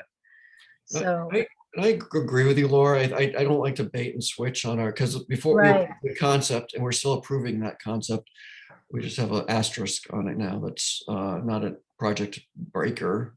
It's just something different. So but anyway, Teresa. Thanks, John. I just want to say to Jasmine, also Jasmine, by it being 80% affordable, that means that we'll still get, 20%. 20% affordable, we will still get some Quimby funds, which we can then use, somehow gain access to for our parks and recreation. So there is another part to that. Right. Sorry, Jasmine. Yeah, just a quick comment. Thank you guys for that. I just want to say, I guess in the future, I'd love to see like the same sort of like bigger energy behind ensuring affordable and accessible housing in our community as we do tree canopy and open space, because while Quimby funds are nice, they don't necessarily always get spent in the ways that are needed. And, obviously with inflation, funding is not always like the funding that we receive does not always translate into the benefits that we are entitled to. So I definitely want to, in the future, would like to note that we should also be standing behind our houseless and struggling tenants in the community as much as we are regarding trees and open space. Right. Well, Laura speaking again. Sorry. Jasmine, I don't disagree with you. I feel like how we landed here is we hadn't focused on the trees before. It's the flip of that. But we voted on this on June 27th. This is not that long ago that we voted to approve the project and concept and the number of units and the configuration. So, this is not like we voted 2 years ago. and then things have changed. It's just a few months ago. So but I totally understand where you're coming from. I think as do the developers, the development team. They had responded to an RFP and were awarded this project. Remember, this is a public project, and Metro retains ownership, correct, Nicole? Yes. For forever. So they're working in a different constraint than when we see developers come to us who have purchased some land and are trying to get our buy-in for extra incentives, so that, and they're offering us just a little bit of affordable and we want more.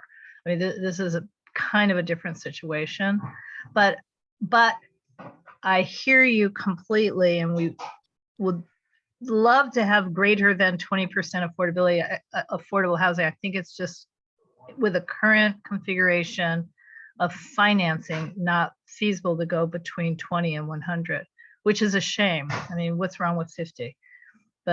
And the answer is there's just no way to do it, if I'm not mistaken. Donna. Why do we spend so much time trying to help them figure out what they do? They know how to do what they need to do in order to make it work for them. What we want to say is, like Jasmine, 100%, and we're concerned about our trees and the fact that maintenance program for the ones that are going to be planted. Because if they're planting, there's no maintenance program for them to be allowed to grow and to progress. It's of no value. Well, I'm just going to circle back to sort of what John said about the bait and switch. We voted on June 27th to support this project's affordability component, the number of units, the amount of parking. We voted for all of that already. And this was just a final response to further questions. And we have a very strong advocacy response. Anyway, so John, I'm going to stop. You're the Yeah, chair. so we're at You can call the 9:01, and question. I pride myself on letting this discussion end on time.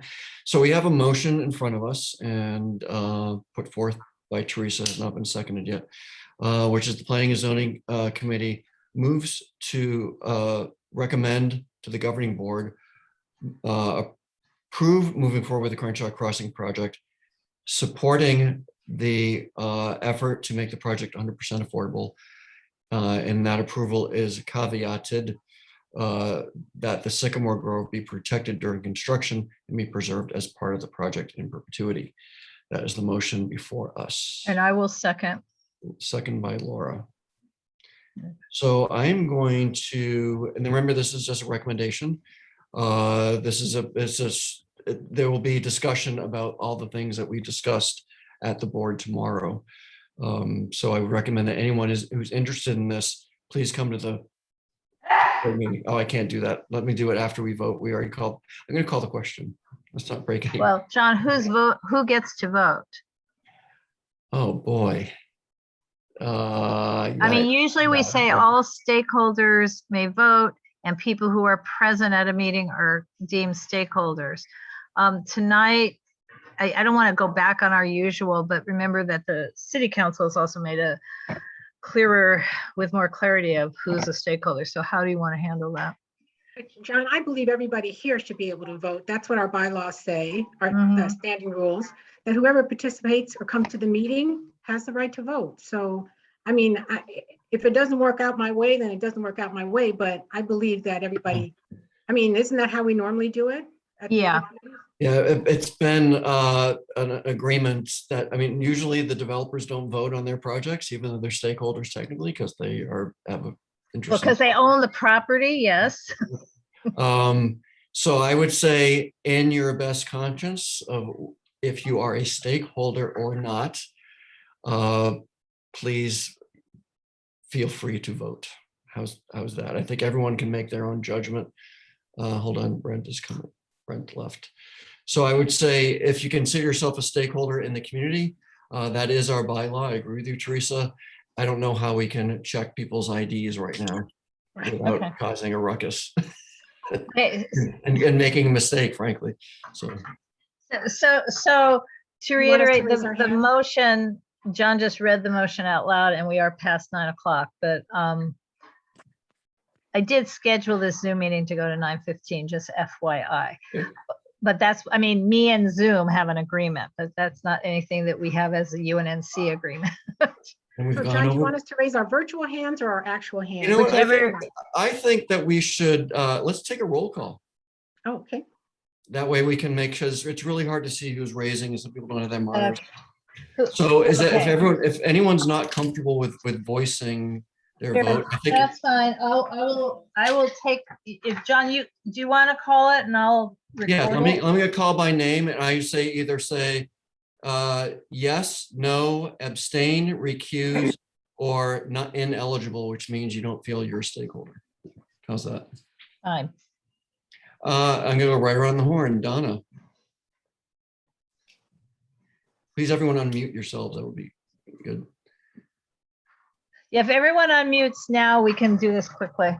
Donna? Yes means I agree with The that. motion. Correct. Yes. Jen?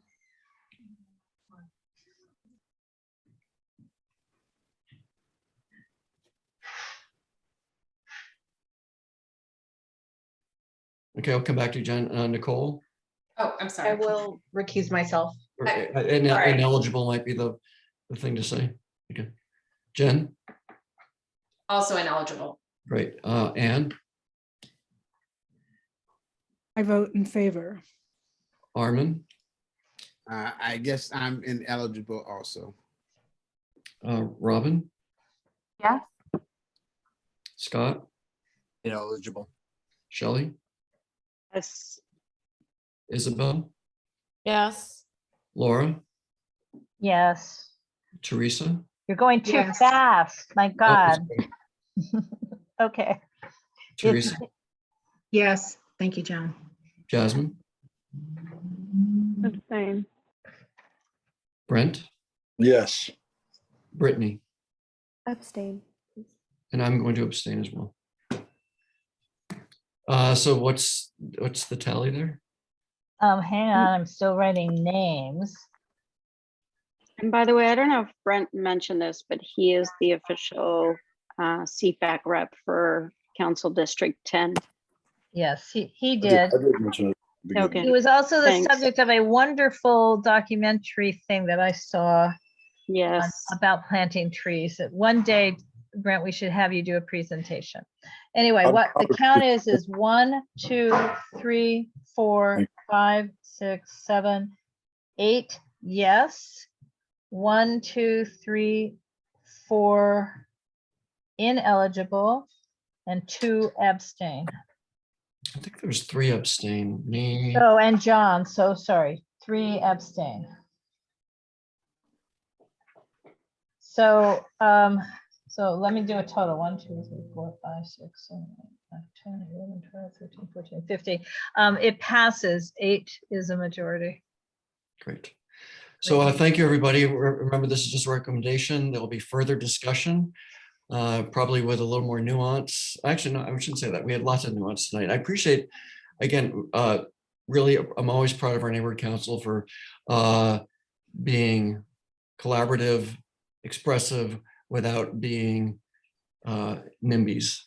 And I think we were definitely not NIMBYs here. We were being advocates, as Teresa pointed out. So thank you very much, and hope to see you all at the governing board meeting tomorrow night.